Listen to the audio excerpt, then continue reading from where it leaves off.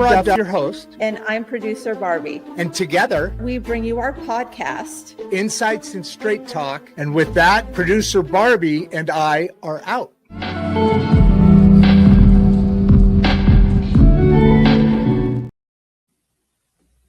Hey, how are you, everybody? Man, I was doing some other things and realized, holy cow, it's showtime. It's showtime. So good morning and welcome to Insights and Straight Talk. Let me make an adjustment here. Yeah. I'm Rod Duff, as you know, and I'm here with producer Barbie. And today we are not talking about theory, right? We're talking about structure. Because if you strip away all the noise, politics, headlines, frustration, fatigue, what you're left with is one simple question. What actually holds a town together? Not emotionally, structurally. Over the past several weeks, we've walked through an arc. And if you've been watching closely, you've seen it building. We started with civic fatigue, low voter turnout, institutional exhaustion, communities that feel stuck, not because they lack good people, but because they lack aligned systems. Then we pivoted, okay? We talked about the body as infrastructure, health as capacity, because participation requires energy. Energy requires metabolic stability, and metabolic stability requires education. That's where today lands. Education is not a program. It's not a school board issue. Education is not a budget line. It is infrastructure. If fewer than 10% of eligible voters participate in a local election, that's not political apathy. That's civic literacy failure. Civic literacy failure. Boy, that's a tongue twister, isn't it? Civic literacy failure. If young people graduate without understanding finance, AI, I'm talking about high school here. If they graduate high school without a good understanding of finance, AI, digital systems, agriculture, or how local governance actually works, that's not a generational problem. That's an educational structure problem. Now, Mangum 2030, which many of you have heard me reference, at least parts of, but it's not a branding. It's a rural reset framework. 5 pillars. A rural digital economic engine, okay? Health as civic infrastructure, okay? A youth civic leadership pipeline. Here we go.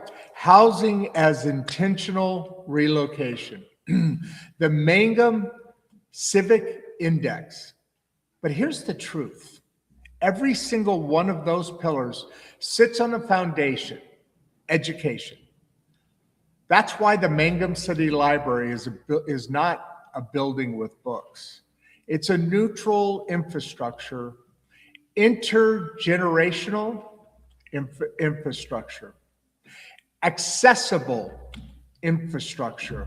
And if a town is going to rebuild capacity, it needs a trusted host for structured learning. That's strategic. You may also see Penny Sutkin from Leaf Lab briefly join us today. I have talked to him about it. And it's because we are discussing what we are discussing today over the next hour and a half, whatever it's going to be, you, me, and us peeps. What we're discussing today is not abstract. So I want him to touch in and give some points about this. It is applied education. It is a workforce alignment. It is digital literacy meeting rural reality. Okay. We are bridging the arc home. We're bringing it home because rural communities do not collapse from ideology. They collapse from exhaustion. And exhaustion happens when systems stop teaching the next generation how systems work. Today's Friday mic drop is not a recap. We had some great shows this week, awesome shows. You know, we do shows 6 days a week. But this show is more of a reframing. Education is not one pillar. It is an infrastructure that makes every pillar measurable. Let's lean in, all right? So I wanted to get through, let me just pull this up here, hold on. I'm flying solo today. So, oh, wow, we got a lot of questions already. Oh, whoa, okay.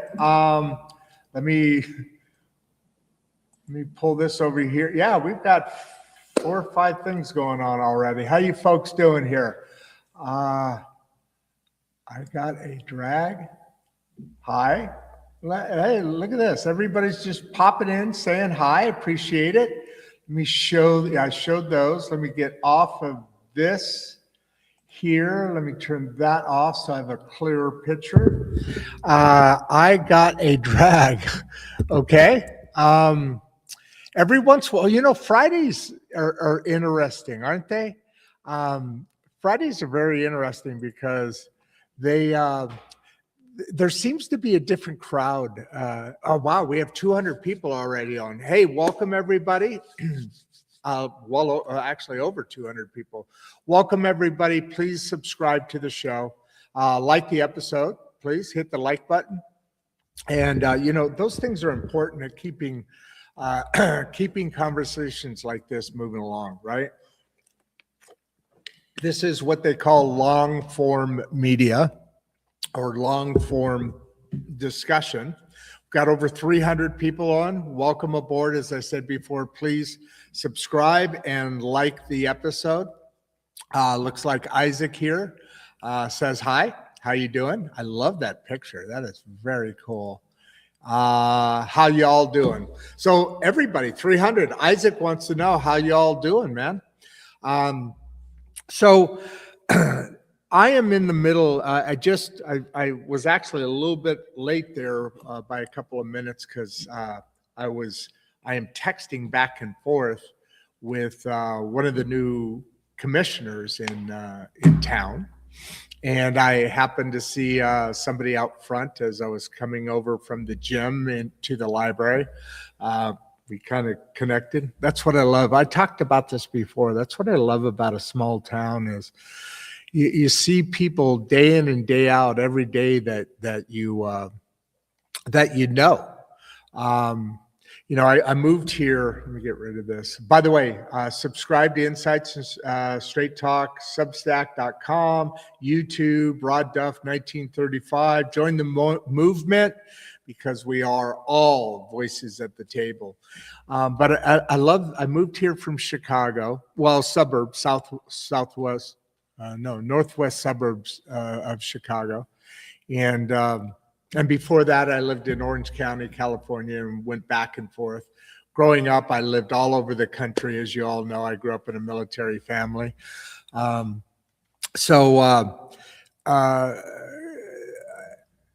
As I was in sales and marketing all my life, I went through small towns, and I always had this fascination. I've told this story before.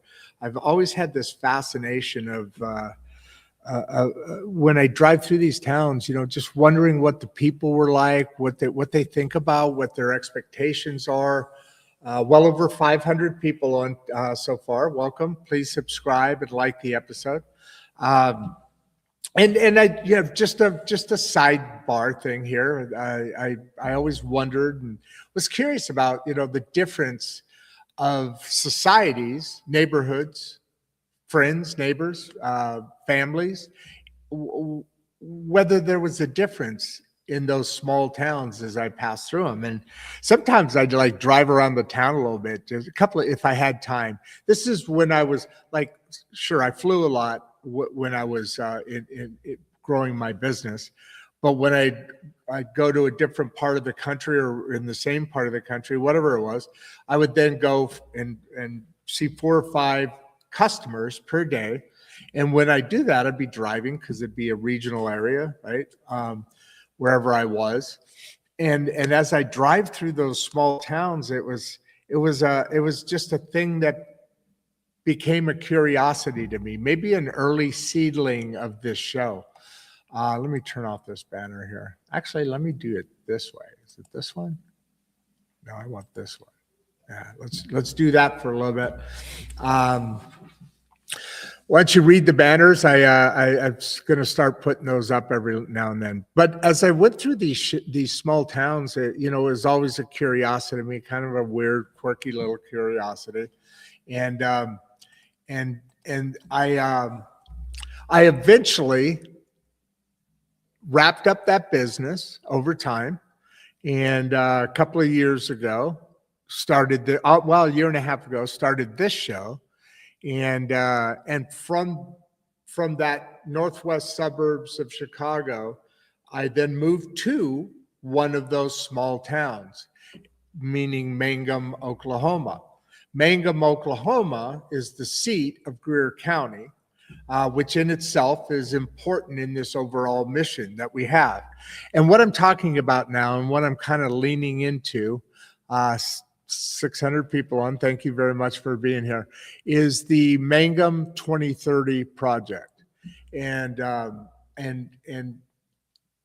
that's why I wanted to do this show today. By the way, Penny, as I said earlier, Penny from the Leaf Lab, who's one of the co-founders of Leaf Lab, which is the they're a sponsor of ours, but more importantly than that, they're an agile learning system. Okay.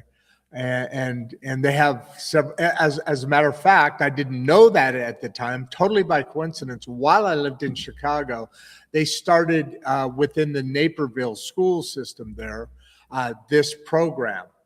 And this program that I'm talking about is, like I said, it's an agile project-based learning system. And that system, which I'm sure Penny will get into it, assuming if he is able to pop on here sometime today. But that system is what I've always described as a handoff from the Regeneration School project and Voices at the Table. Let's talk a little bit about those two. So that handoff, meaning that it's we are focused on primarily K through 12 in those two programs, okay? Actually, Voices at the Table, more like middle school through 12. So there, if you see, there's a baton handing off symbolically in this description. So the Regeneration School project and Voices at the Table. This is, well, put Voices at the Table aside for a second, okay? By the way, that chair right there, anybody notice? I've brought that up the last couple of days because that chair right there represents something. It's symbolic, in other words, right?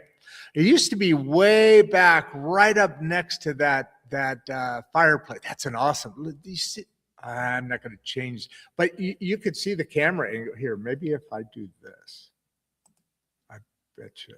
Oh, it's just me. I can't do that. Let me see it that one. Maybe no. What if I do that one? Oh, all that does is it does change the angle on the phone side a little bit. But anyway, you could see that fireplace. That's all marble there. It's beautiful, and you see that's one side of the fireplace, right? And then it only goes just past halfway. This current angle that I have goes past half. So anyway, that is a huge fireplace. It's gigantic. It's really cool looking. Actually, this whole place, this used to be the Civic Center, where they'd hold dances and different events here. And there's a couple meeting rooms across the hallway over there.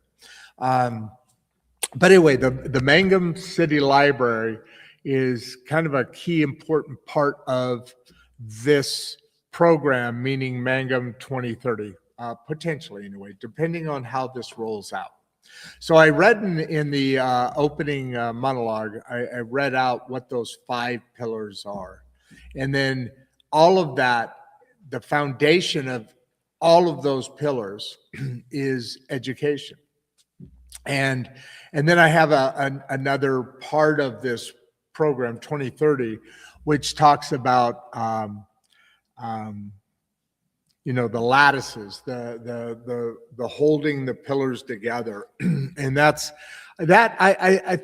I believe, and again, Mangum, the city library, is a sponsor of ours too. But what's funny about the sponsorships is you really get an opportunity to really get to meet people. All of these sponsorships come from people who have been on the show because they know the message and the meaning of what we're doing. I'll get back to the Regeneration School project in a second, I promise. But I don't. If I'm going to put this up here, Bennett, 2021, I'm going to put this up here because I want to know what Saiba means. If you're still on, if you popped in and popped out, you may not answer this, but what does Saiba mean? I want to know what Saiba means. Could you help me out?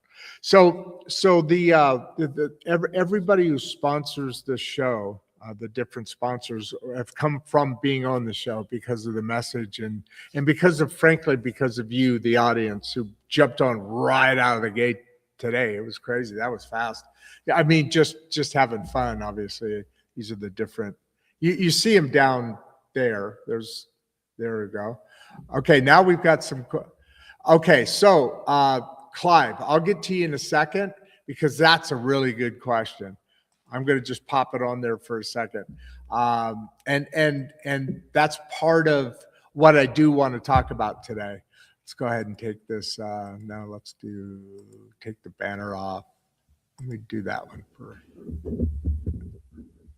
Ask hard question, add content, disagree respectfully, participation is power. I want you guys to read that for a couple of minutes, and I'll take the banners off here for you.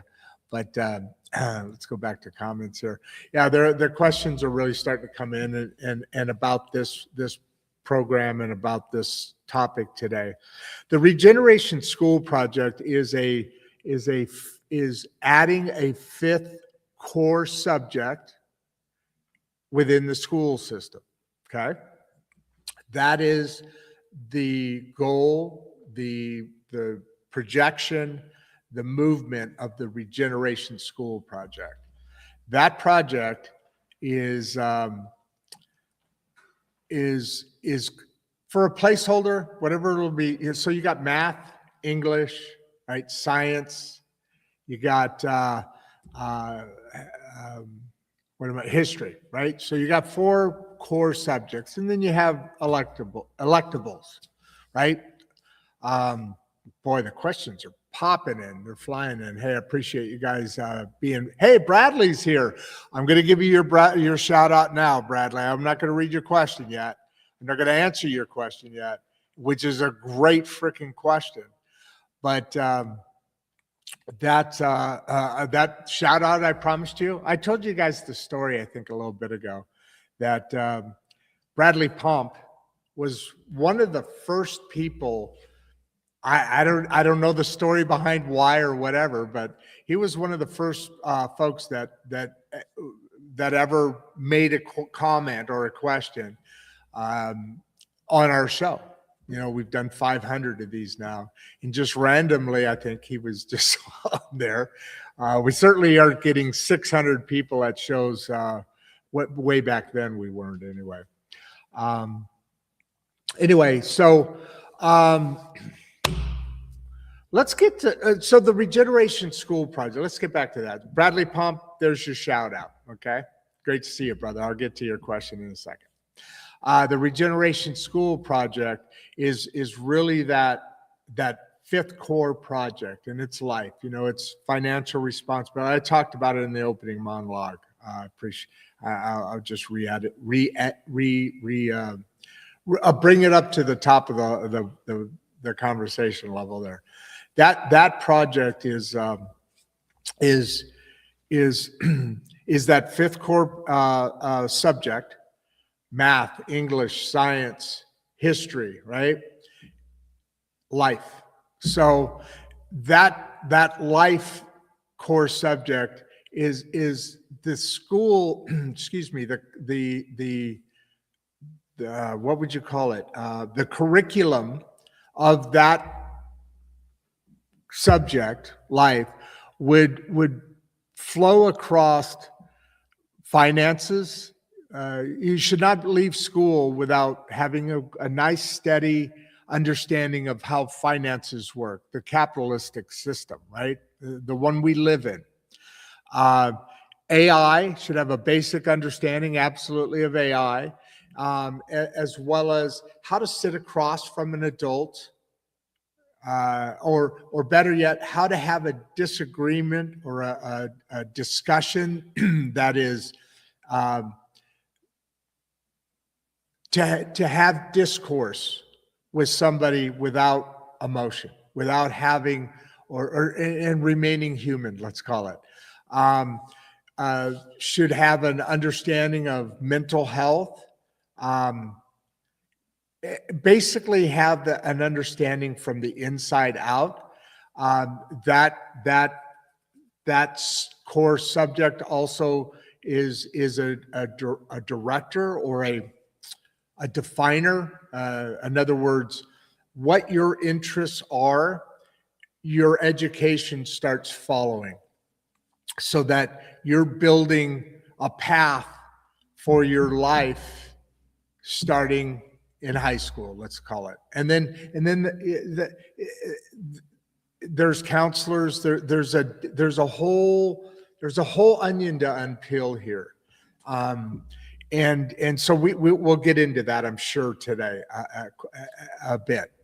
So as that goes through, then you hand off to the Leaf Lab kind of school system. As you're finishing high school and going into college, potentially, you enter the Leaf Lab. This is just the philosophy all the way through this process. That Leaf Lab then is now a project-based learning system, and basically, so actual companies release projects into the lab. Students check into the lab. I think it's 2 to 5 hours a week is the maximum that they're allowed to. That's the range that you work within on projects. And these projects are, you're coordinated with other team members for that project. This may be, it seems like there's a lot of AI type projects, writing this program or that program, but it's all, it could be a marketing thing, something they're working on in marketing, that they want to have a finished marketing product that they can then send to their marketing team or whatever. Different, it may be an engineering thing. There's different projects that companies submit to the lab. The lab then is checked into by a student, and that student chooses a project. They go project to project. I don't know if they work on multiple projects or not at the same time. I don't know the answer to that one, but anyway, they let's say they pick a project, they start working on that project, they then learn how to collaborate with others that are also working on that project with them and different aspects of that project. And as they collaborate, they do different parts of, wow, okay, actually, you know what? What time is it? 11:40. Okay. I'm going to have somebody on. I'm going to bring somebody on that could probably talk about this part of it better than I can, because he's a lot more experienced in this part of it for sure. Actually, he's a lot smarter than I am. And actually, he's a lot better looking than I am. So I'm going to introduce Penny. Oh, sorry.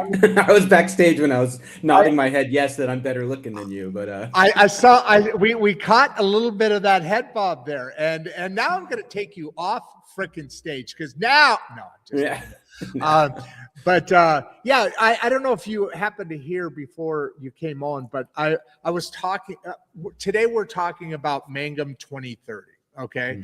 And you've probably heard me reference it here and there. But I've started to I started to talk to some of the officials here in town, and actually yesterday I reached out into Greer County to also, because there's part of that, one community at a time kind of thing, right? Sure. So I was talking about earlier. I was talking about the Regeneration School project and explaining that handoff, which I've talked to you, but that. What do you call it when you're in a relay race? The baton, passing the baton. And I was just kind of getting into the Leaf Lab, and sorry, I hope this doesn't sound like a commercial, folks, but right then Penny had popped in. It was perfect timing because I was just talking about how that structure works when we hand that off, later into high school, earlier into college or beyond, whatever. So there's a lead in for you. I don't know how much you heard before today, but would you talk a little bit about the Leaf Lab? I want to get into some of these questions as well, but they started. There's 600 people on, Penny. I mean, they're like the show. Usually Fridays are a little bit, kind of different. They're a little bit lighter. I think people are thinking about the weekends, but anyway, would you get into the Leaf Lab for me? And I want to back and forth with you, talk about some of these questions. First, how long do you got, by the way? I have 15 minutes. I'm interviewing a student right at the top of the hour. So I have 15 minutes. Perfect. All right. And that's actually, I mentioned you guys are a sponsor of ours. And one thing we haven't talked a lot about when you're talking about the Leaf Lab, there's 600 and well over 600 people here. Why don't you make a plea to, hey, don't you need still more students, right? Always, always need more students. So yeah, I'll jump in here. I'm going to put the email address in the chat as well, just so someone can see it if they want to. So first of all, it's a pleasure being a sponsor of your show, Rod, because I happen to love your show. I think it's and I think you're a very good looking man. So we'll just leave it at that. That's that was bro talk, just so you know. Exactly. What do the women do? You see them on the videos, right? They do that kind of, yeah, exactly.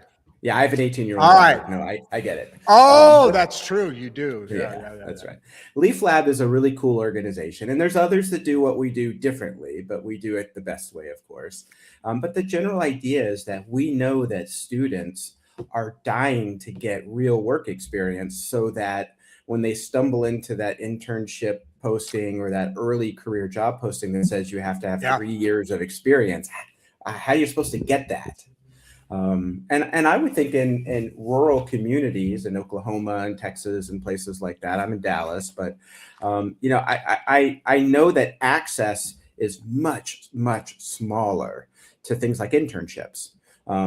These days, it seems like to get a meaningful internship, you have to be in one of those families where your parents know, CEOs and other C-suite people, because those jobs, those really good internships go to some rich guy's 100%. Next door neighbor's kid, if you know what I mean.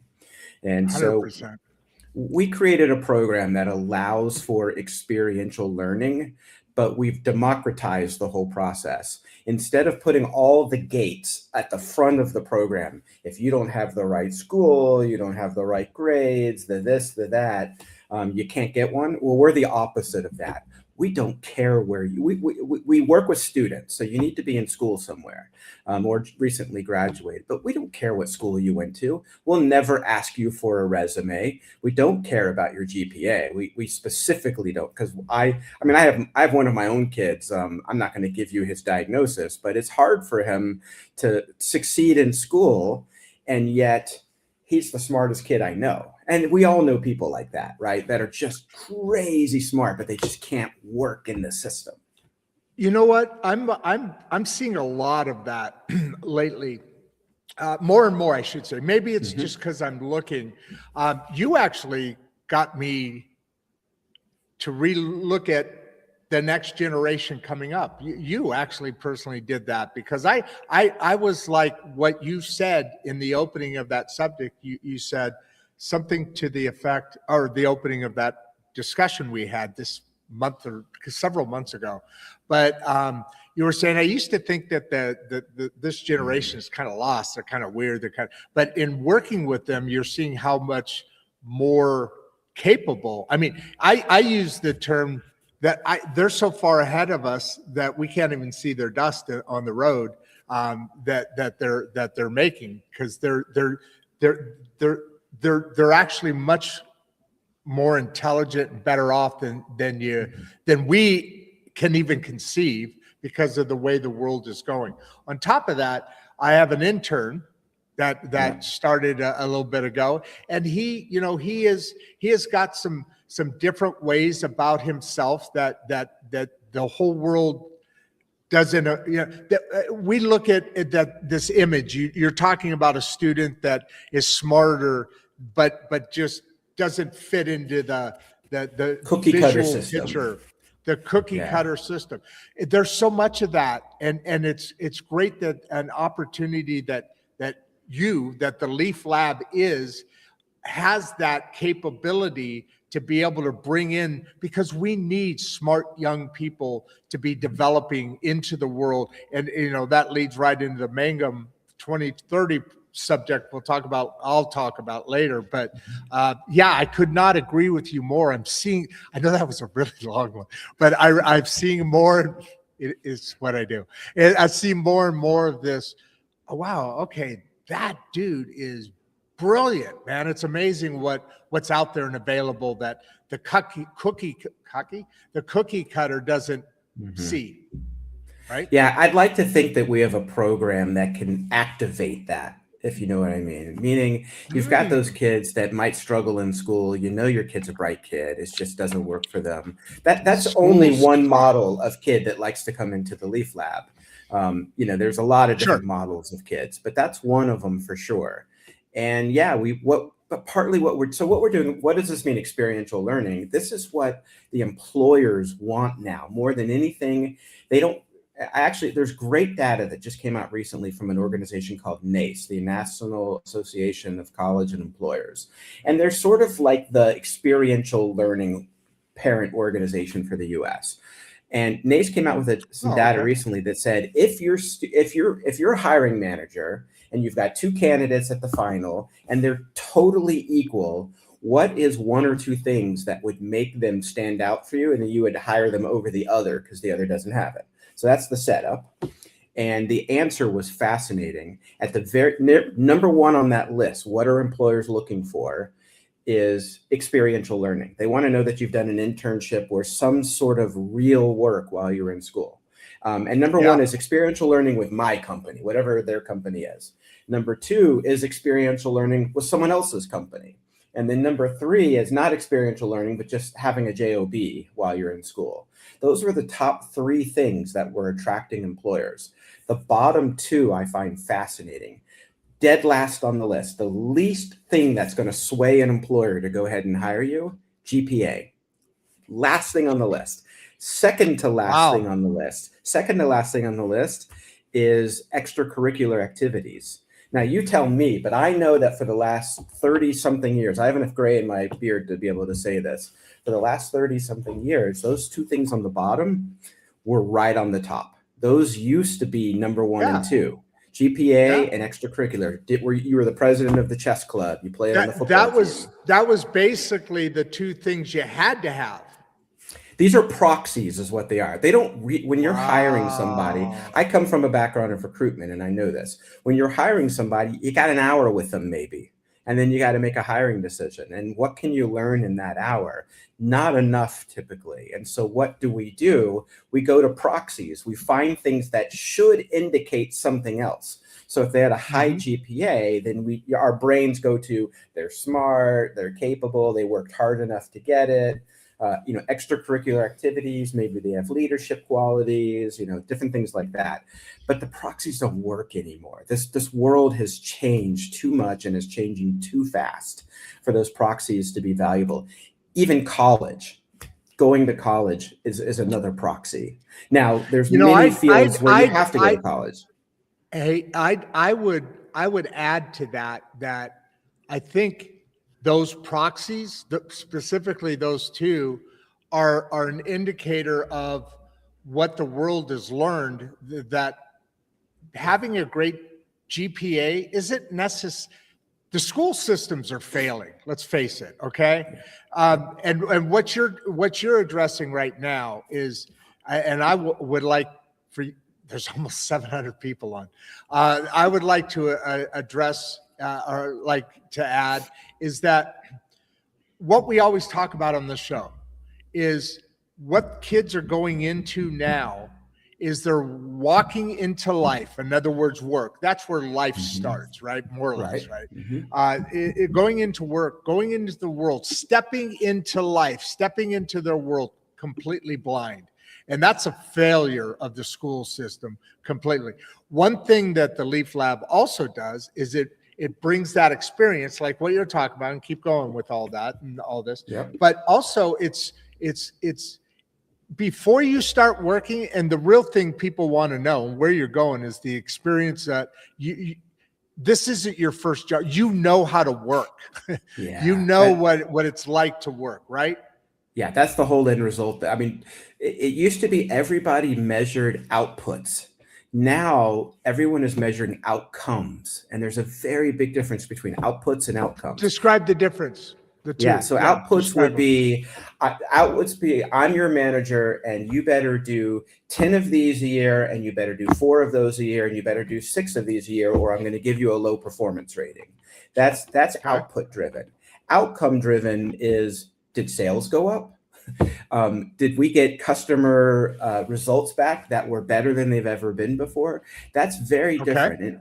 So it's the difference between managing what people do and what they're trying to accomplish. Because a lot of times you can do all the right things and not accomplish anything, right? Or and bigger so picture. We are helping students with this equation so that when they come into that fancy internship, whether they come into their first job coming out of school, is they are not going to be like their peers. If you've spent a 12-week program in the Leaf Lab, you're going to, and it's just 2 to 5 hours a week extracurricular. But if you spend that time in the Leaf Lab, you're going to get an opportunity to develop skills. Everybody talks about skills-based hiring. Skills are the same thing as competencies, really. And the idea is that our students are able to use this environment, working on professional work, doing real projects from real companies with real outcomes. And they're able to use that to develop skills like collaboration skills, complex problem solving, communication, a whole variety of things. Those are exactly the same skill sets that companies are saying is missing from the group that's coming out of school and coming in. And it makes no difference whether it's the trades, whether it's college, whether it's a professional job. There's work that simply has to be done to prepare yourself to get there. And we're giving the students the environment where they can prepare for that. Hey, you know what? Sorry, I'm going through the questions right now, and actually, basically the questions are about the program. For obviously, that's what the show's about. But there's a couple in here that are about school, and there's a couple school questions that I think kind of fit within what you're talking about. I know you only got about 3 or 4 more minutes, but do you mind taking at least 2 questions here real quick? Yeah, let's do it. Jump in. All right, let's couple things here. The one that's on there now from Dawn, I'm going to be staring over here, so this is going to be aesthetically ugly, but I just want to hit 3 of them real quick. Dawn, how do we fund education as an infrastructure sustainably? So, what he's talking about here is the Regeneration School project, I'm sure, because we talk a lot about. But you and I talked about doing something here in Mangum a little while ago. Just kind of threw it out there, but can you kind of put that in your mind and answer Don's question? How can we fund education as an infrastructure sustainably? And obviously this is one concept here, but why don't you answer that? And I'll go back and hit you again, Don, when I come back, because it's probably going to be similar to what Penny's saying right now. Yeah, I mean, we know there's so much fraud and craziness going on, around America right now. We saw what's going on in Minnesota and California and those places. It is terrible. It's a total waste of money. But what's really ironic, whether it's my program at the Leaf Lab or someone else's experiential program, these are way cheaper programs to run. Wait, can you hold on? Can you hold on, Penny? You're saying experimental. That's a new term to me. I know we haven't known each other forever, but it feels like forever though. No, but I understand it as agile learning, and you're using a different term. What's the they're 2 different things. Yeah, they are 2 different things. Agile learning is really a skill set. It really is a competency of learning how to be agile. Agile is a thing. Yes, it's a type of project management, but it's also a colloquial term, just being agile, right? And I love the words you use. All right, but being agile, colloquial, I know, very, very fancy word. That's the Dallas in me. Sorry. My heart is in rural Oklahoma and rural Texas, but my body sits in Dallas. But I think back to the question of education as infrastructure sustainability. It's time. Schools are famous for doing what we've always done. And right now is a very, very special moment in time in America. Well, yes, there's all kinds of craziness going on, but the education field, they haven't done anything about it yet, in my opinion, but they have finally recognized that they are not preparing their students properly for the real world. And this is a really great time that we all have to take advantage of. Not me as a business owner, but as a community. Mangum needs to be thinking about this. Other communities do as well. The sustainability that would go along with this is being open and agile enough to be able to say, and so the word was experiential learning, and experiential is exactly that. It's an experience, right? How do we teach students today? We stick them in a classroom, we bang their heads over with the information, we make them go home and practice it at night. We test them on it, all this stuff, but really all we're testing was their ability to remember stuff that was pounded into their head. In reality, if you let them experience, it's unbelievable how much more learning takes place when they fail at something. We actually like to say in the Leaf Lab, there's no failures, there's only experiments. Meaning if you're working on a company's work, you take a project to the finish line and it's a terrible output at the end of it, great. The company is thrilled at the work you did because now they know that they don't have to go down that pathway anymore. You've provided something very valuable to them. Now, you might provide to them a finished project that is really useful for the company, and they're totally stoked when that happens.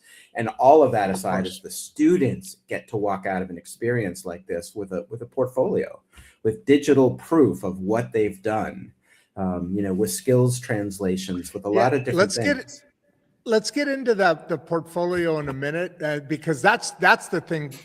You get moved up in the interview process, in my opinion, because you don't just have a resume, you have a digital portfolio. But let's get back to that in a second. Let's go back to the money side, okay?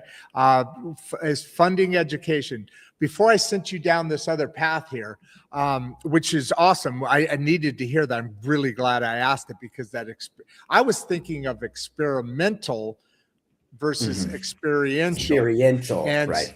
very big, important difference.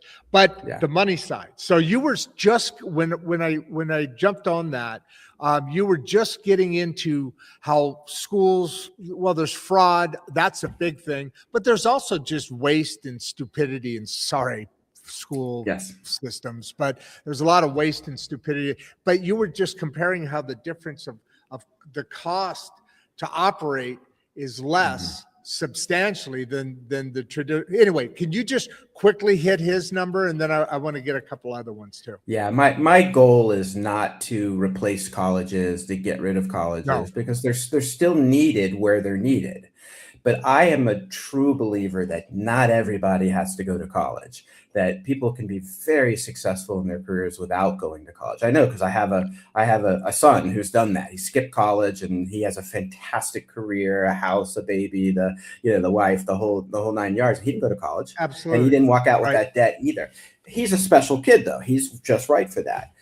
And what I want to be able to help provide for students is to take that pressure away, to think that I have to go to college to succeed, because that's no longer true all the time. It used to be true all the time, but now it's not anymore. And now, so things like programs that we do where you get that experiential learning, you're really, in many cases, you're actually going to come out of a program ahead of where you would have been if you'd gone to college for 4 years and spent $125,000 in debt to do that. So I let, and particularly in rural communities again as well, where not everybody goes to college. It's just not in the cards for everyone, No, whether it's financial, absolutely. cultural, all kinds of different things. That doesn't mean that they don't get an opportunity to practice these kinds of skills and competencies to get good at what they do. Problem solving, collaboration, teamwork, all these things. And so we're able to provide that for them as well. So the students can come in and they got a story to tell now. It's a really nice story. It's not that it's not a big deal to, work the afternoon shift at Dairy Queen while you're in school, because that is a valuable experience, and it teaches amazing things on character and money and all kinds of things that are good, right? But it's probably even just time. Even just responsibility, showing up on time, showing Yes. up. Correct. Go on. You're nailing it, right? So, so I just want to say that I have a healthy respect for communities like Mangum, because I know it's not always as easy. They're not always starting at the same starting line as everybody else is, and that doesn't mean that they should just be shut out. And so I love the idea of democratizing this whole experiential learning process, where everybody who wants to get that experience, it's available to them, versus the internships, which have iron gates at the front of them. Good luck getting through. And this whole system, this 12-week, you start off in a 12-week sort of course, and we don't have to get into all that right now. But do you know what the Civic Index, when Chris Hanna is referring to a Civic Index here? I don't know if you listened to my opening monologue, but or if you heard any of it, but the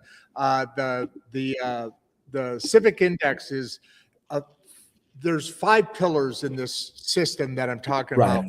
I've seen it. Yes. The Civic Index, you're familiar with that what he's referring to here? Or do I need to say something? Yeah. Okay. So Civic Index is all the measurable, the measurables results from these 5 pillars. One of those pillars is this Civic Index that shows all the results. The housing coming in, the students going. It's the proof of the pudding. Make sense? Okay. Yep. So what he's asking here, I want to see are you typing on something right now?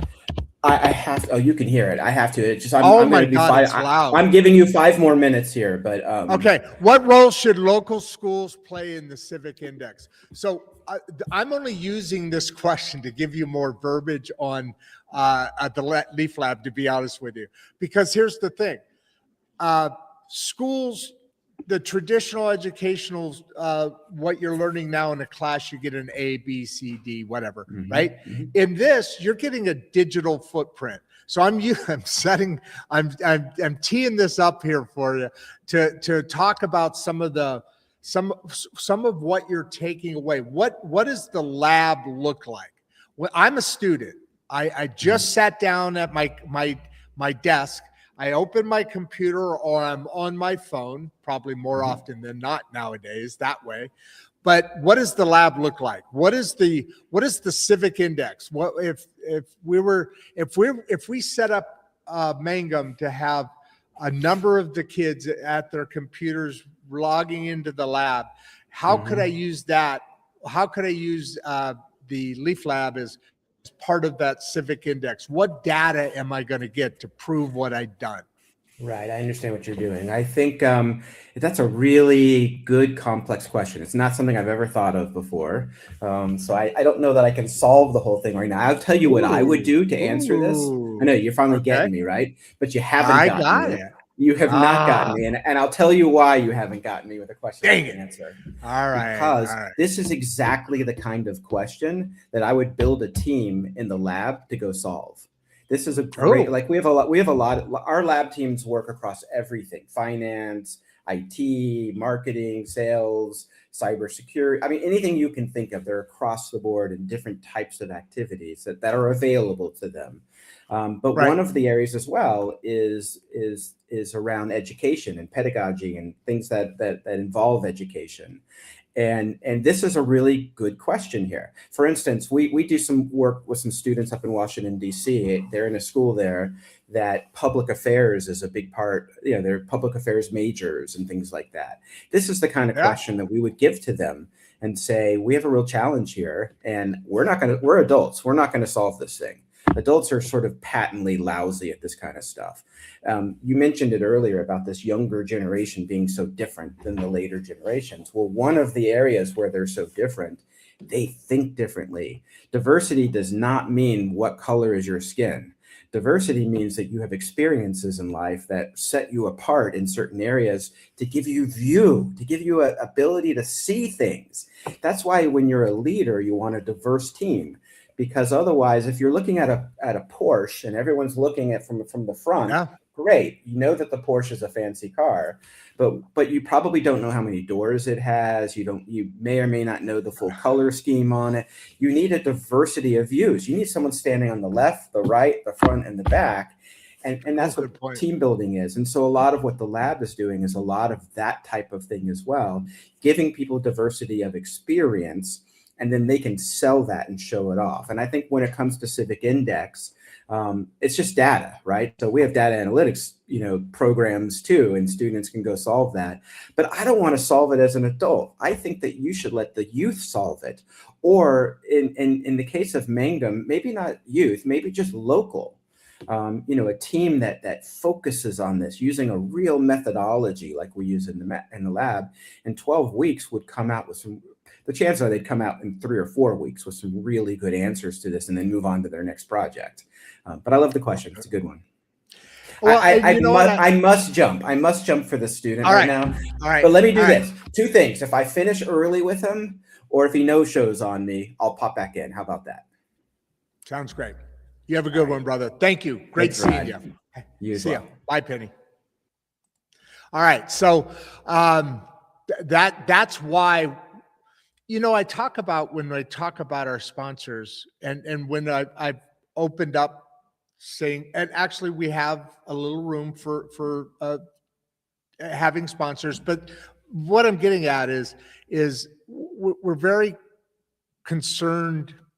We're very interested in the stories, the journeys. And that's why I love this show, because I know their journey much better. But, I mean, talk about being aligned there. That was a very wonderful conversation. Let me get into some of your stories now. My God, it's already been almost an hour, and I don't think I've even hit one of your stories. But hey, did you? By the way, anybody ever come up with what this means? Back a little while ago, we were talking about. Please let me know what that stands for. SIBO. I'm very curious. So let's go on to Clive here. I had you up earlier, and then Penny jumped on, and we really focused on a couple of different subjects there. So I love this, and this kind of connects to what Penny was just talking about. This was the first actual question. A number of comments here. I got a drag, and hi. And how y'all doing? Is everybody doing? And then this one, I'm really dying to know what Cyball means. I wonder if that's like a last name. Is this like Ben Cyball? Anyway, how can Mangum measure real progress toward 2030 goals? So if you remember in the Mangum 2030 project, there's a fifth pillar, and we were just talking about that, and it's the index. Let me pull this down here, the Civic index, right? This question here. And what, before he had to run there, but Penny was mentioning that that this index here is the thing I'm referring to as the measurement system for the results of the other four pillars. And that's obviously an important thing, because this is a project that is scalable. So why Mangum? Because Mangum is small, so it's manageable. It's important to the county, and so we have the ability to manage it, create the pilot program, start on the pillars, and then through the Civic Index, measure the results of those pillars. And what's going right, continue. And what's needs adjustments, you can see it through the data. Then when we create that pilot program and it has actionable results, and the index says the trend is there, you've seen the goals of some of these and I won't get into all the itty bitties or the nitty gritties unless maybe there's going to be a question here. But to measure the real progress is through that index. That index is the lens that says, that is the lens that gives you the feedback that says we're headed in the direction we need to be headed in, or we need some adjustments, or this just a nice try, Rod, on that one, but no, that one's not going well. So that's how we do it. Okay. Ali Moore, you were on a couple days ago. I remember that. You look like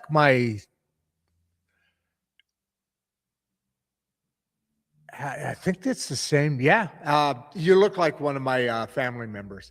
What's the first practical step for rebuilding civic literacy locally? That's a good question. Oh, that's a hard question too. That's the key thing right there. Sorry, I'm probably shouting in your ears right now.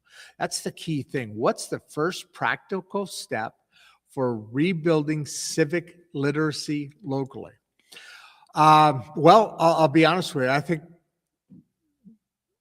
getting involved. This question is so at the core of what everything else relies on. I talk about the 5 pillars, right? Well, and I talk about education being the foundation for each of the pillars, right? Education supports all of the pillars. So civic literacy locally, what we have now in towns, especially in rural communities, I believe what we have is I was saying earlier how I used to, at the very opening of the show, I talked about how I used to go through small towns when I was building my business, when I was in sales. Okay. And I always imagine what people think. What it was like being in a small town. Now I'm here, right? And I'm seeing from the inside out. And what I see here is is exactly the same people as anywhere else. Probably a little friendlier, more open, more. Well, you need to be friendlier because you see people all the time. I talked about all that stuff, right? So being here is on purpose because we have the ability to manage these practical steps that you're talking about, Ali Moore. Civic literacy is something that first must be recognized that it can be improved. Okay, that's what I think most rural communities where they are negatively, where it's the negative aspect. There's not as much opportunity, but in that, the bigger thing to me is there's a lack of knowing that you can.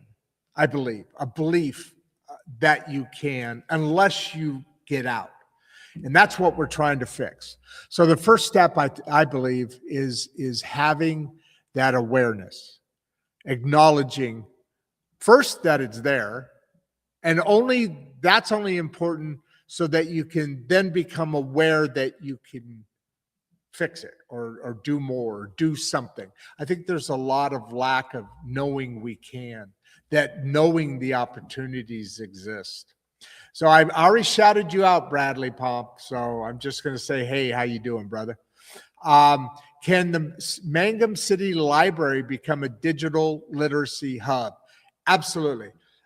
So the way this library is set up, and I love this, I'm up in what would be considered the Civic Center part of it, which is what where events are held, the city that the city's involved in, kind of thing, dances. I talked about being dances.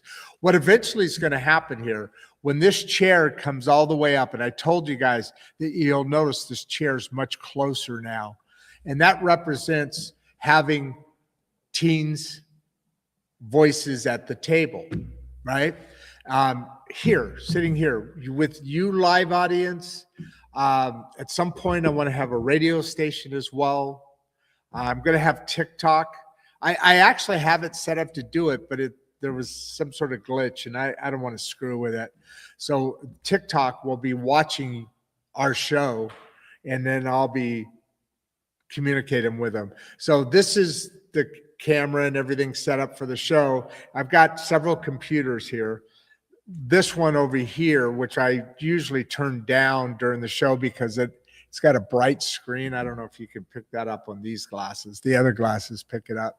But so TikTok will be on, and then we'll have somebody sitting, voices at the table, and they'll be answering along with me. And so it'll be like Emma Lynn's show. And really, what I want, my goal is when we bring Emma Lynn back on and for the Saturdays, Emma Lynn and Grandpa Rod, then we have teens at the voices at the table, and so we're up here. Eventually, we're going to be on that stage with hopefully an audience with parents and kids. And they will take turns coming up as they have questions that they want to talk to Emma Lynn about, or you, the audience, I should say.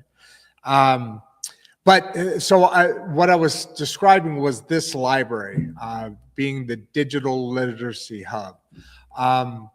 So what we're talking about here in the digital literacy hub is working with companies that are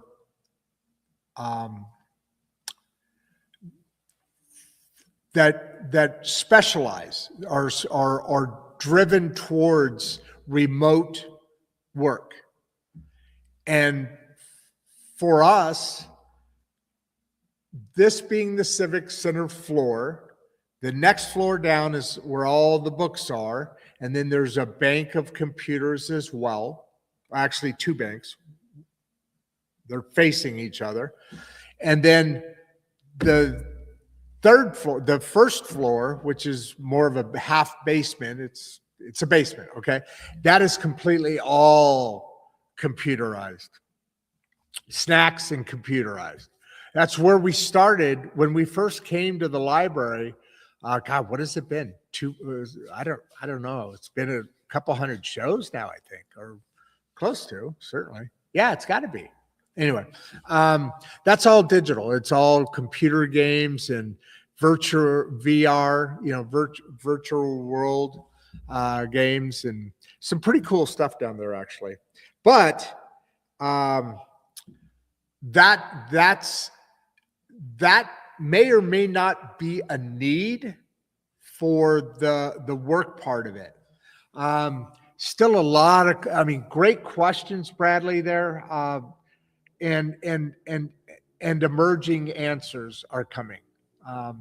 So yeah, it definitely can be, and right now I'm centering it that way because, frankly, the library is going through some challenging stuff, believe it or not, because the city wants to really work and trim off their budget, and it's difficult. I mean, their budget's like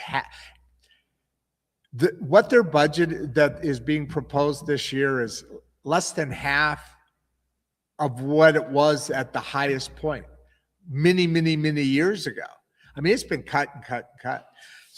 And I kind of get the concept, but what we need to really do is to me, the library is a trusted hub, a trusted building, a trusted, it's one of the reasons I, in the end, chose Mangum over several other small towns that I was looking at was this library. I mean, it's fascinating. It's impressive, to be honest with you. And it's to me, it's kind of an anchor. This and obviously the courthouse, and they're built similar looking. They're built out of the same era. So,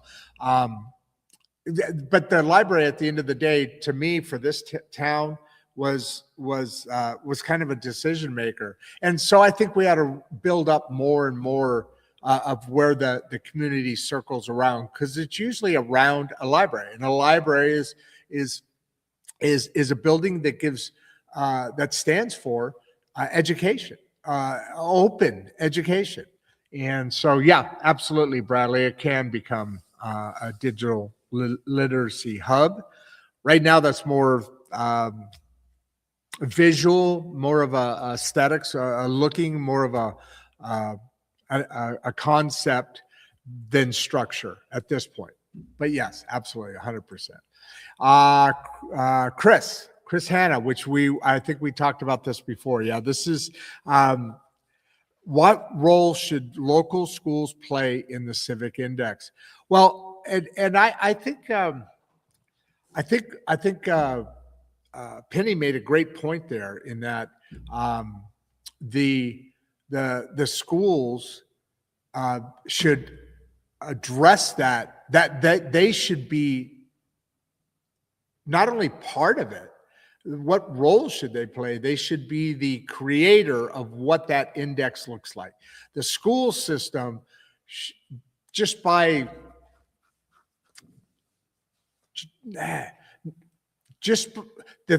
what the school system stands for is the reason that it should define the Civic Index. And like Penny said, go into the lab. Let's use his educational program, philosophy and program. Stepping into the lab,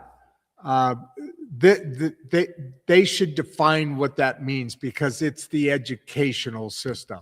So just philosophically, it should be the school system, and it should be a major role. And because most of the success of Mangum 2030 would come out of the educational system, and it's most centered and supported and requires the educational system. That's it. My God, we have 800, almost 800 people on. I appreciate you guys being here. Please subscribe. Please like the episode. How can AI training realistically reach rural community? Yeah, absolutely. It's very realistic. And really is kind of the besides education, AI, mobility, remote, all these things need to work together for Mangum, being that it is a rural community. All rural communities. The one thing they lack is that knowing that they can and having the opportunities accessible to you. You know, the smaller the town gets, the less need there is for things around town, right? So, you know, it starts to end up being 25, 30 miles away before you can go to another grocery store, you know, have those kind of opportunities. So AI training realistically reach rural communities. Yeah, I mean, AI can, because it's digital, right? Being able to learn that, having that access locally in town to learn that is something that's a challenge for us. Being digital currency, let's call it, AI training, being able to have that off of the web, you know, here, right? Discussions with us, that's doable. You can get that training.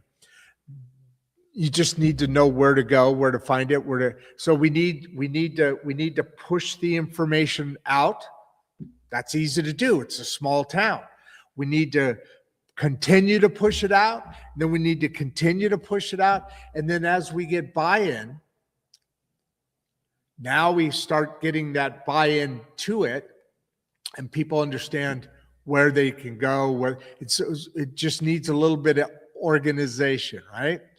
Now, the beauty is it's a small town. We can organize that much easier. So I'm really excited about that, because the public officials that I've talked to and some of the business leaders literally formally talked to about it. You know, what we're talking about now has gone out to some specific people, and gone out in a couple, both not only in the town, which I've got a lot of really good feedback on this program, but yesterday I also pushed it out to some county officials, and even the Oklahoma Health Department. So as we get buy-in, then as we start to work on it, then as we start to organize it, we can start to do this pushing out. We can make things like AI training realistic in every rural community, because I want to have this pilot program here, have it go through the indexes, right? We've got different goals. Some of the goals are 3 years, some of them are 2 years. One of them is 1 year. And then from there, we go to the next step, and the next step, and then we have a pilot program. And then from there, that pilot program gets picked up in the next city here. Let's call it Granite, here in Greer County. And then the states watch it. Then we can, you know, by the way, Penny didn't bring this up, but they have several school systems that they're part of, not just set-asides, but actually I was saying earlier on, Naperville school system, which I used to live in Naperville that's the suburb before I moved here to Mangum in Chicago, the suburb in Chicago. Naperville, but Florida, there's different places. I heard something about Anaheim, California as well, another school system there. But that then can then, I mean, at that point, somewhere between now and then, we can go national. I mean, this is going to change the world. Mangum is the place that is housing the change. All right, so could urban farming being added directly into school curriculum? Well, in a sense, it already is. Not urban, but yeah, it could. I don't know. I don't know if urban farming is really so. One of the new commissioners here in town is a gentleman who I was talking to before the show, actually, just by coincidence. Cooper Earls. He. There's a lot of farming systems within schools now, especially out here. Especially in farming communities, it's really big. I'm going blank on the name. But there are farming systems that you raise a cow or sheep or goats, or you build. But what you're slightly different here, and I think it'd be a good idea, is urban farming. So like what next week on March, it's March 6th is the date, but next Friday, I'm going to be doing this show with my son, Brandon, and we are going to be talking all about everything urban farming. And urban farming is we used to call, I always called it micro farming when I first started talking about it a little bit, because both my sons are involved. But Brandon, my older son, he has a show on YouTube called Brandon Duff. It's just Brandon Duff, BrandonDuff, at Brandon Duff, his YouTube show. But I see him all the time, and so I said, "Hey, dude, come on the show again. Let's do a show on this, because it's landing the arc of the health part of this arc." From here, we're going to go on to talking about, so after the 12th, our focus is going to be more on a man of the street kind of thing. What built the town of Mangum? Who are interesting people to talk about? Who have interesting stories here in Mangum? And the reason is more or less to kick off this Mangum 2030. Which I should start having some formal meetings in the next 30-ish days. At least that's what I kind of threw out there to everybody, all in blind carbon copy. And then now also the same thing, but not asking for a meeting with the county officials. And then hopefully soon we'll be talking to some House member. I've already got paperwork and pitches and different things set up for senators or House representatives for here in Oklahoma. So anyway, so urban farming directly into the school's curriculum, it definitely could. I don't know if that's going to take over the, God dang it, I wish I could remember now. I'm going totally blank on it. I told Cooper he should watch the show today because it's about 2030, but he could tell me. If you're on, Cooper, he's probably not on though. I'm sure he's working.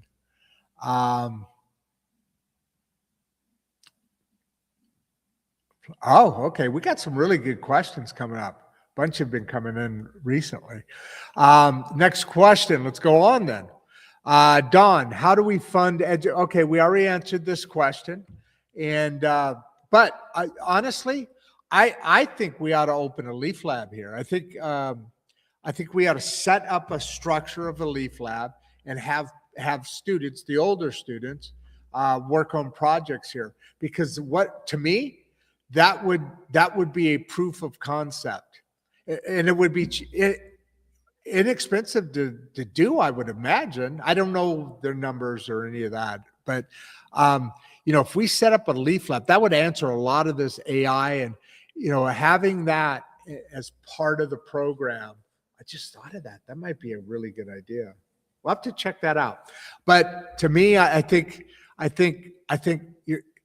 to fund the whole program, the 2030, if we did everything, it'd be like $60,000 to $70,000 for the whole year. That's pretty inexpensive.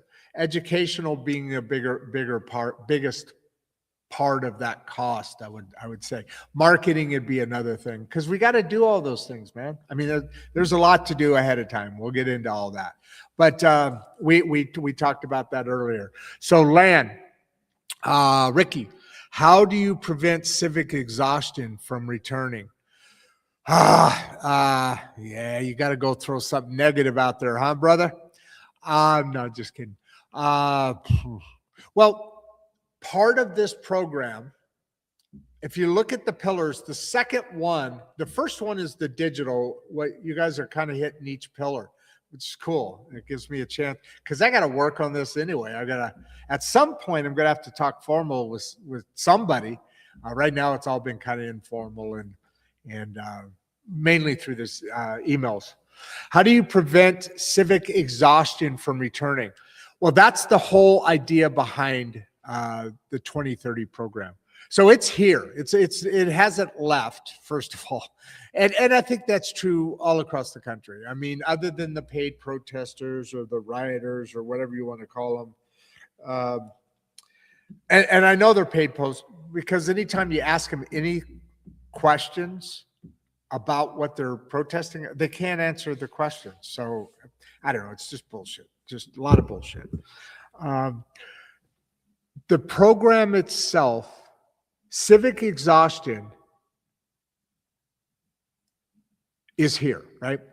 And part of the reason it's here is because people, I mean, think about it yourself. How at times have you ever thought about, does my vote really count, right? That kind of thing. But yet there's the old 80-20 rule. 20% of people do 80% of the work. And that's probably fairly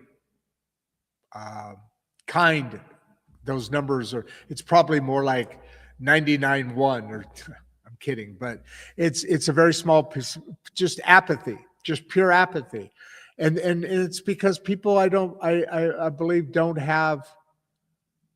I don't think enough people find ways to have a journey, to be involved, to be part of your life, to be active in your life. So anyway, the program itself, well, one, working out, that's why we've been on this health kick, because that's important. You got to have the energy to begin with. Second of all, once you know that what you're doing, it has meaning, you get instant energy. Once you know that you matter, it's an aphrodisiac, first of all, but it's a different approach to each day that ends up happening.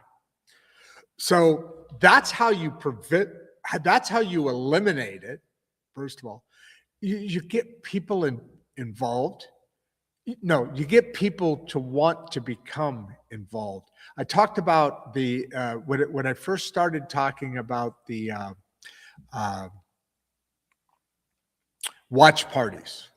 Watch parties are where people get together that think different, kind of like a town hall, but not with people up on stage. Everybody talking back and forth, and that's needed a lot. And part of the program.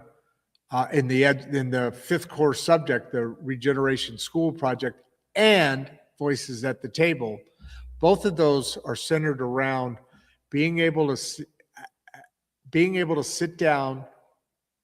Let's say a child sitting down with an adult, face to face, having a conversation, and not only being heard, but also being able to have the conversation in a way that continues for you to want to be heard. It's life, it's being able to have a conversation and stay human, especially when you have a discourse in a conversation, to be able to articulate yourself well, to be able to emotionally regulate yourself. All of that comes from education. The less education you have, the more all of those other things go up. Your inability to to keep your emotions regulated. Less education you have, the more emotional about issues it seems to me that people become. So yeah, it's very doable, and really it's about people getting fascinated in life again. That's how you get rid of exhaustion. Maria. Pretty picture it looks like back. Oh, sorry. Pretty picture it looks like back there. Could urban farming being added directly into the school? Wow, that's the same question again. The answer is yes. I don't know that urban farming. You know what? It should be put in. There's the programs in schools now that have farming, cows, livestock. There's a lot of school systems that have that in, just like they have football, just like they have, different activities like that. And maybe, that's actually a pretty good idea. Teach people that, probably get more people into those programs if you started really working on urban farming, which technically, if you build if you grow a bunch of corn at school, that's technically urban farming, right? You have one goat or one cow or something. What's the biggest obstacle to here? Oh, by the way, here's the Leaf Lab once again. Looks like we're getting closer to maybe wrapping up here, but what's the biggest obstacle to Mangum 2030?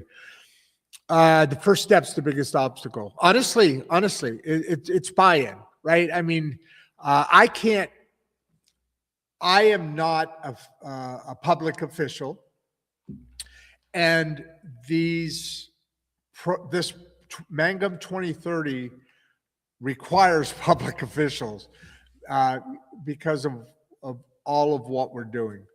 And, I get it. I think I read you guys. You know what? Maybe I can go ahead. Hold on a second. Let me do this. I'm going to, how much time we got? We've been going about an hour and a half, I think. Almost an hour and a half. 800 people here. You know what I'm going to do? I think I'm going to do this. What I need to do is find a visual. Thank you. I'm glad.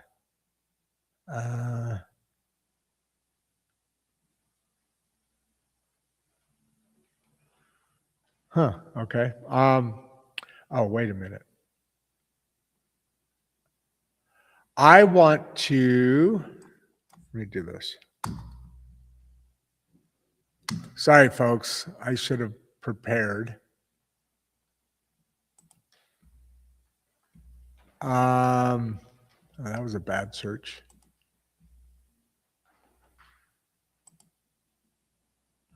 Let's see. J. Prince and Company.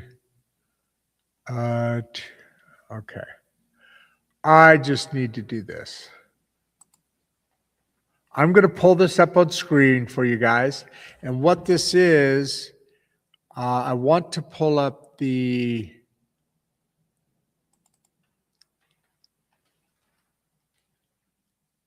yeah, you know what? I'm not going to do this to you guys. What I'll do, actually, here. Send me a message, a DM or something, if you want, and I'll send you this, the email, because at this point, I've got about a few thousand words prepared for on this, and I can forward that to you in an email if you're interested in knowing more about the Mangum 2030 project. And hopefully very shortly, it'll become more of a household name, to be honest with you. So the biggest obstacle is acceptance, buy-in, because it definitely needs buy-in. I think once the buy-in happens, there'll be other obstacles. I'll guarantee you that. Absolutely. This is not a small thing. And it's like Mike over at the, my boss, the editor at the Mangum Star. He said, yes, I love the idea. I love it. It's great. It's awesome. We've talked about it. He goes, just want to say, you probably already know this, but it's a lot of work. I'm the instigator. Obviously, a lot's going to fall back onto me, which is great. I mean, I hope it does. But also there's going to be pushback. There's bound to be some people that are just like, I just don't like it. But why? I don't want anything to change, which I'm sure we'll get. But I will be able to answer this question really well within the next 30 days because I'll know locally for sure. And already that's positive, but we haven't started any work yet. But then also countywide, I should probably hear some stuff back. And I've met with the if you remember the show I did with Fitz, it happened to be a Friday show. Wow, Fridays are kind of good. Anyway, remember she's the nationally known health lady. She's like our Marilyn, who I affectionately call Marilyn Monroe, right? Ms. Monroe. Marilyn, the instructor over at the Total Fitness gym here. You've seen her stuff. She's been on the show. She was on the show. Marilyn was on the show a little bit ago.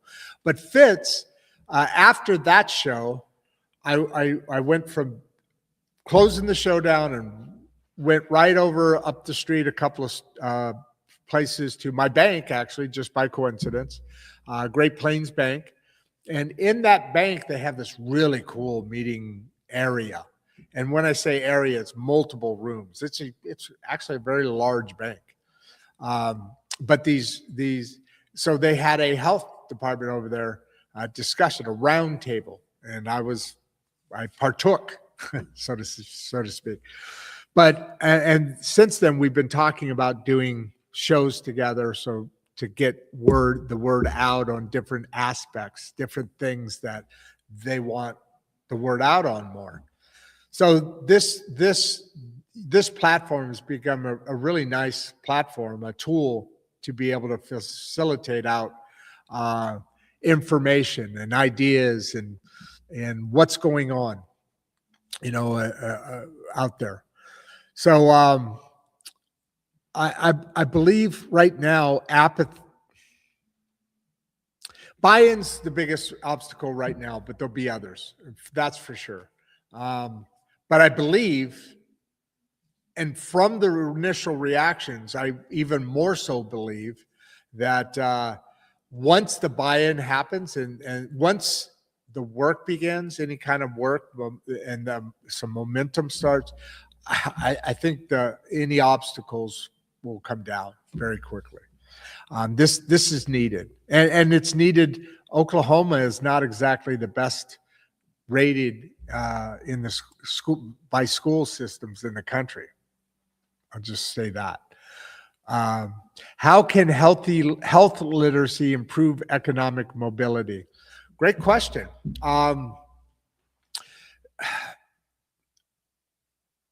Again, it's back to education, isn't it, Jack? I mean, it is.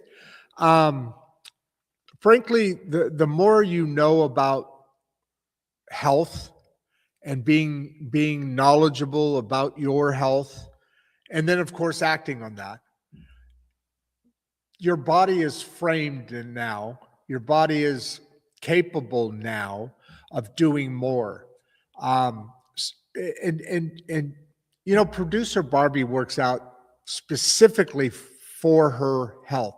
I mean, she's got a terrific body. She's a beautiful woman. You see her. But she works out primarily to get rid of stress, to get rid of anxiety, to get rid of the stuff that sits on your body when you don't do that. And it builds up, right? So if you're knowledge, that's a health literacy that she has and understands. She's able to do more than she would without that. So it improves economic mobility. I'm kind of wondering where that is going, but the more you're able to be in that frame of mind that I just described through being healthy, your mind is generating more. So economically, you have more ability to move up the ladder, so to speak. I'm assuming that's where you're going with that, Jack. If I need to clarify that, let me know, would you, brother? I appreciate that. Paolo, what metrics define a successful rural reset? See, you guys are asking me these questions, and I should have that up. Oh, here, let me see if I got it. What do I got here?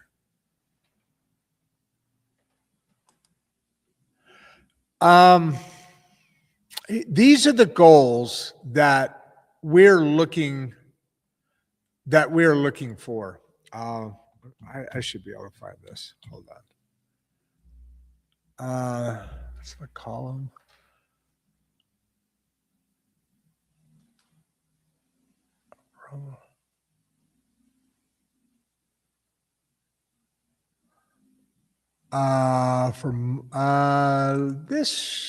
This should have it. Good afternoon. You're again. Okay, so here. I'm gonna go here. I'm gonna go to camera 4 right now. So you guys should be seeing. Oh, nope, I gotta move it over here. Sorry. There we go. So that's camera 4. And I'm on mirror. I need to, let me go. I'm on mirror. I thought I changed that. Didn't I change that?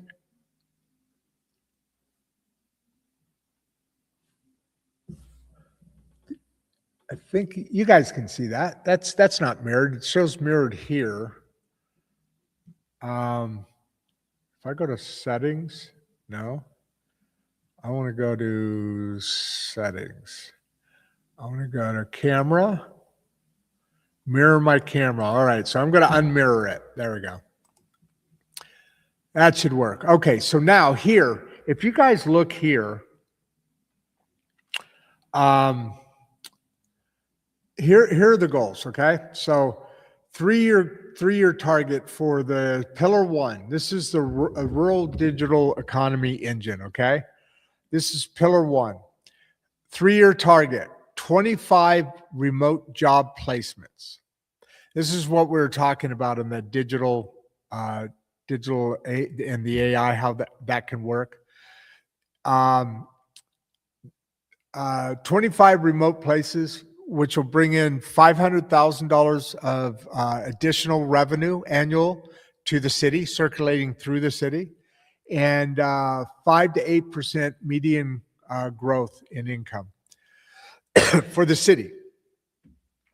So here, this pillar 2, the target and this is for the health and civic infrastructure. This is 3-year target to have 200 people participating. And what these are is these are health initiatives, health programs. You see them periodically. You've heard of them. Run 5 miles a day. That's our goal or whatever. So 200 participants, reduce absenteeism in work because you're healthier, and improved workforce reliability. That's the measurables. The participants is the measurables, obviously. For this one, your youth civic leadership pipeline. That's where the library starts to kick in here. 20% post-graduation local engagement. And then visible youth participation in civic processes. Pillar number 4, the 3-year target is 20 to 40 new family relocations into town, with a 10 to 15% medium home value increase. And then pillar 5 is the civic index. And that's income growth, health participation, graduation rates, youth retention, property values, civic engagement, participation trends. And the 5-year goal is 10 to 15% median household income increase, stabilized population with moderate growth within 5 years, 15 to 25% property value appreciation, and increased civic engagement participation. Those are the goals. Let's go back to camera one. Hello there. Back to you guys again. I think that's that gets everything there. Kathy, how are you, Kathy? Love that picture. Beautiful woman, Kathy. How do we ensure transparency in the Civic Index? That's a great question. That's going to be something I'm going to have to address. I mean, transparency is what it's all about. Transparency is the reason we're doing the Civic Index. Let me wrap it up here. But transparency is that, yeah, that's a great question. How do we make it transparent? How do we make it? Well, in other words, it's got to be posted. Maybe it's like the Leaf Lab where we sign into something and we have a digital version of it that has the information or the data available to anyone who signs in, open sign in, or just on a website. Great show. How can other rural towns apply the Mangum 2030 model? Let us get started, Nick. Let us get started on this. I will have another one of these shows probably in another month or so, maybe a couple of months after I get things going on this thing. And then I can really answer some of these things a lot better. But right now it's in the structuring stage. Let me do this. Notes. I want to do something. Hold on. Give me a second here, guys.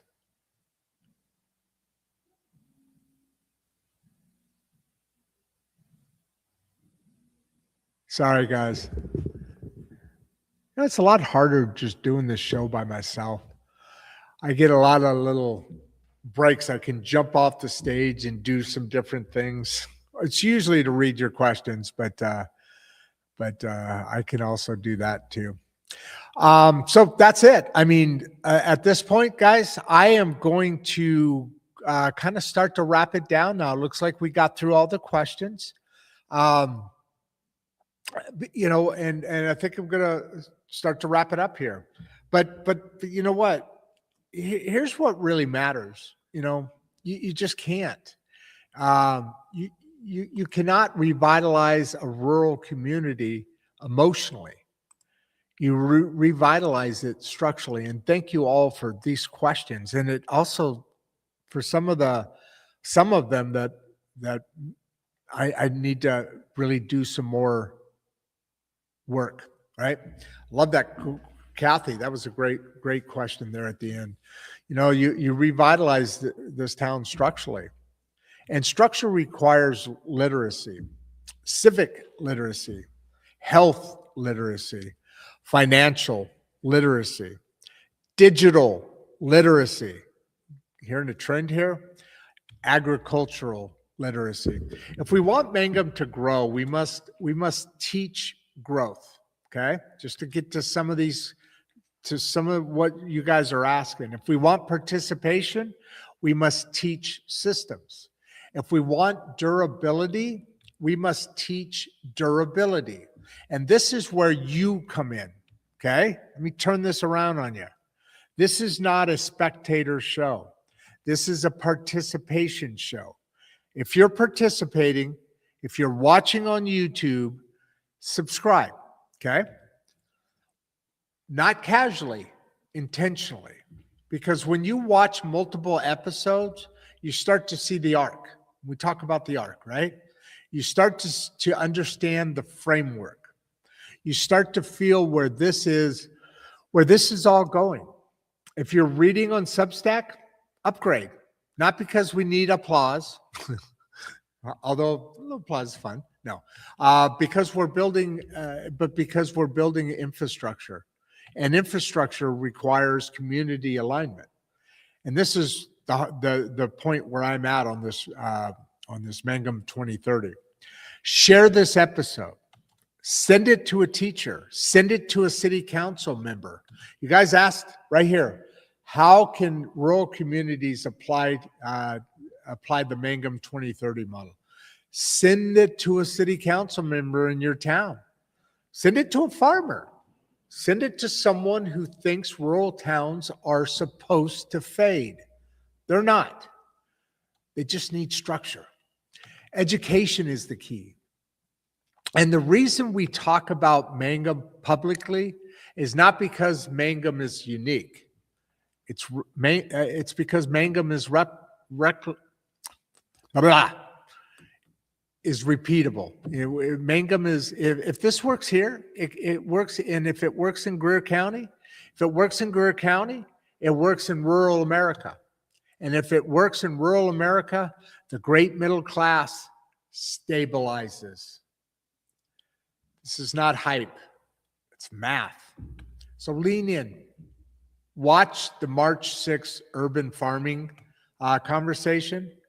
Revisit column 13 in the Mangum Star. Follow the arc, because we're not just having conversations. We're building.